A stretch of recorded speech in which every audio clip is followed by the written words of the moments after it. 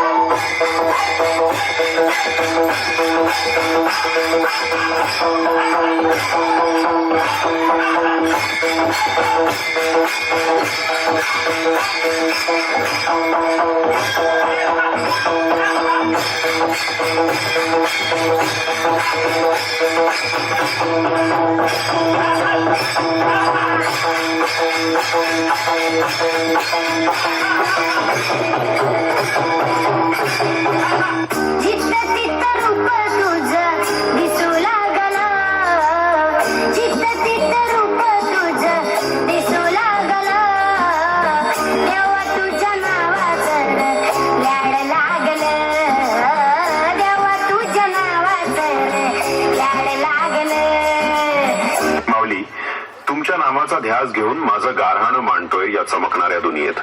माझी लोककला हरवली, तिलाच शोधायला तुमच्या चरणी आलोय. देवा, माझी मदत करा. पिंगळा ही 17व्या शतकात उदयास आलेली कला. स्वतःच्या अस्तित्वाचा थांगपत्ता नसणारा पिंगळा लोक मनोरंजनासाठी कथा सांगायचे. भल्या पहाटे आता डमरू वाजत नाही, झोपलेल्या गावात माय आता पिंगळा येत नाही.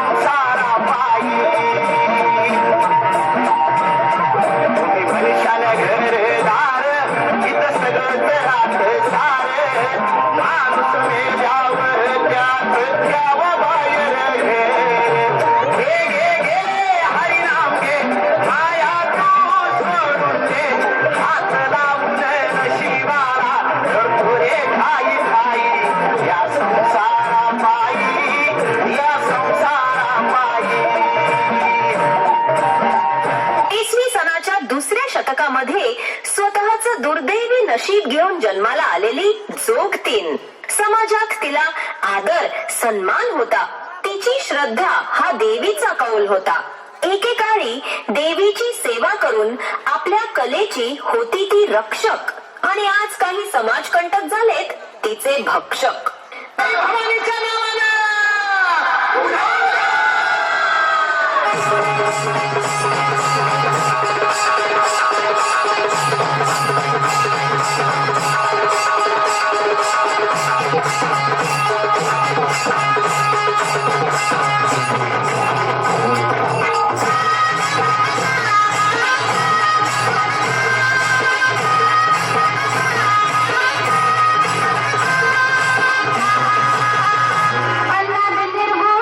प्रगटली भवानी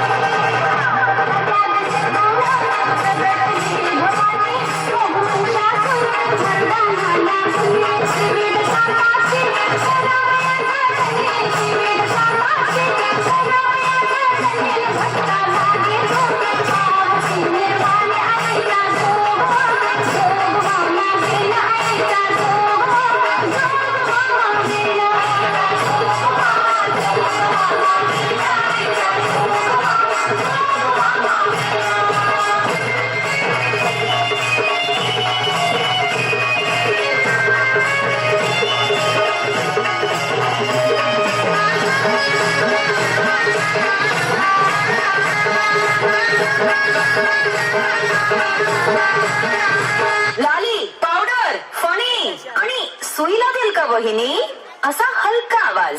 आयुष्याची गुंफण होती तिच्या हातांचा साज.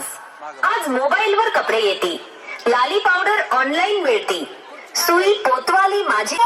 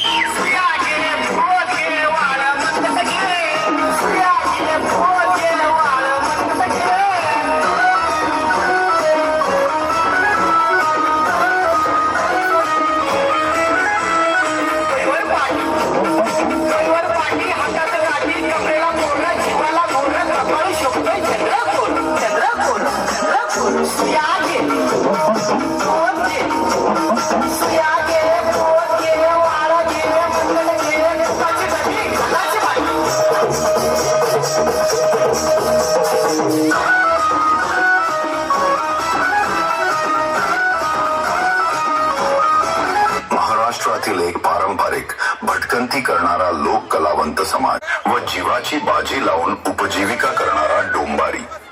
जन्मापासून ते मृत्यूपर्यंत कथा त्याच्या होरपळलेल्या आयुष्याची.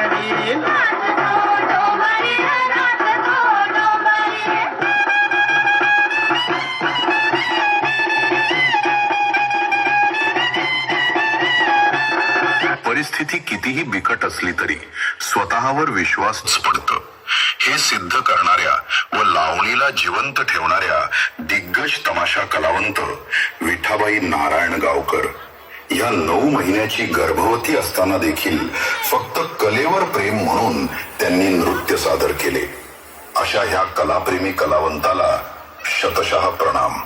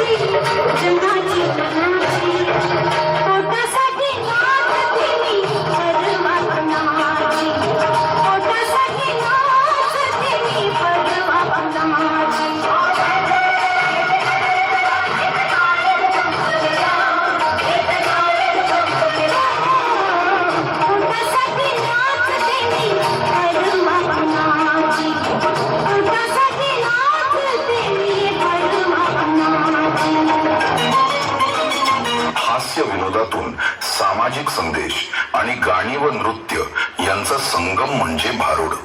प्रयत्न प्रबोधनाचा, समाज जागृतीचा.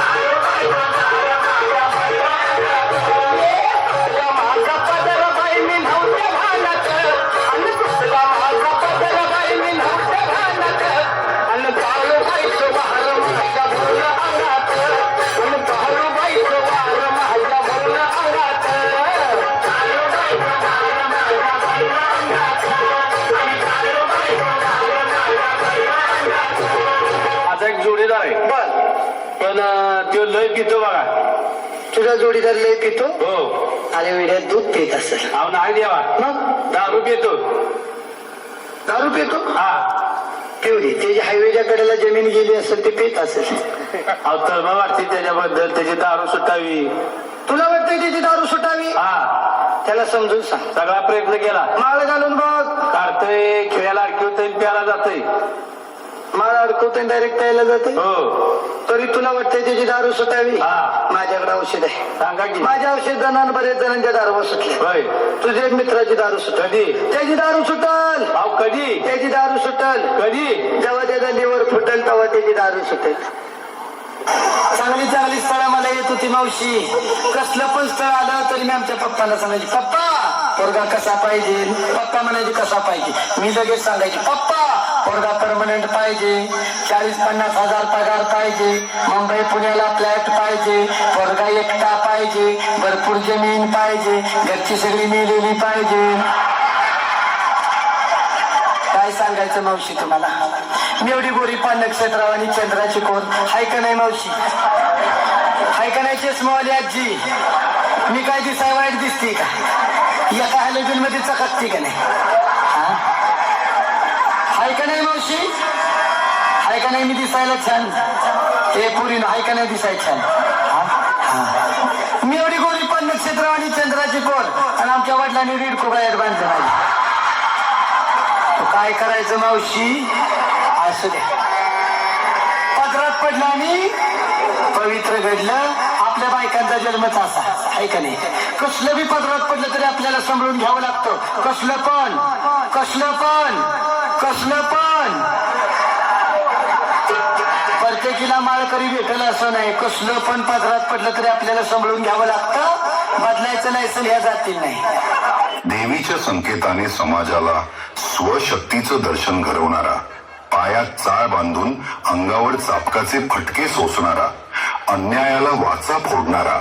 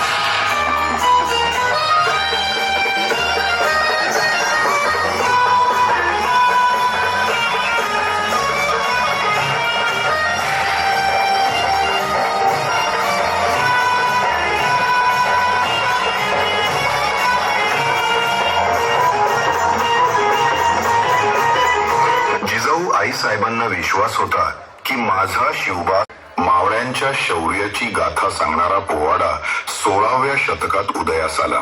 त्याला साथ मिळाली संबळ व दिमडी वादकाची. आणि डफलीच्या ठेक्यावर प्रवास सुरू झाला शाहिरांचा.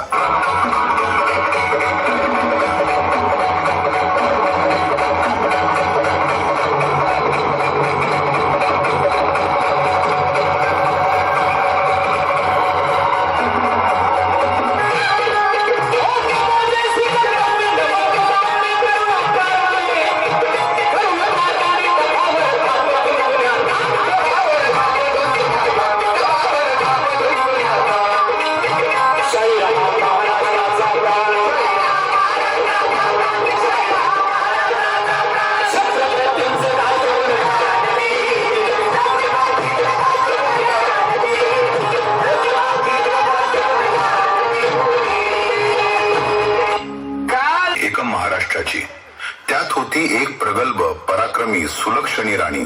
नाव तिचं संस्कृती. राणी होती शूरवीर, लाघवी, परोपकारी, म्हणूनच महाराष्ट्रात नांदत होती श्रीमंती. शेजारचे राज्य मात्र दुःखात दारिद्र्यात बुडालं होतं. शेजारच्या राज्याचा राजा चिंतेत होता. महाराष्ट्राचे सुखमय वैभव पाहून मदत मागितली राणीला. राणी आपली दयाळू, मदतीला लगेच हो म्हणाली आणि त्या राजासोबत त्यांच्या राज्यात आनंद घेऊन गेली. तोवर इकडे महाराष्ट्रात आगमन झालं परकीय राजाच. राजानं ओळखली नस जनतेची आणि भोरळ घातली आधुनिकतेची अन विसर पाडला राणीचा. राणी संस्कृती जेव्हा परत आली तेव्हा महाराष्ट्राची परंपरा तिला विसरून गेली होती. परकीय राजानं महाराष्ट्र काबीज केले होते आणि आपल्या राणीला संस्कृतीला वेशी बाहेर लावले होते. ही तीच संस्कृती म्हणजे आपल्या लोप पावत चाललेल्या लोककला आणि त्यांची झालेली दुर्दशा.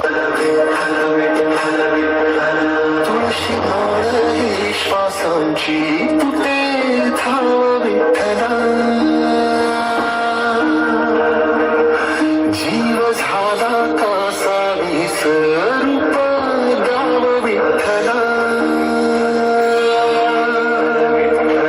तुळशी माळी श्वासांची तुटे धाव विठ्ठला. जीव झाला कासा विसरूप गाव विठ्ठला. चला उठा, सज्ज व्हा. हे स्वराज्य संकटांना पायदरी तुडवणाऱ्या छत्रपती शिवाजी महाराजांचं आहे, ज्यांनी आपल्याला जगण्याची प्रेरणा दिली. त्यामुळे संस्कृतीला नव्या उमेदीने, नव्या जोमाने जपूया. आई पुकारला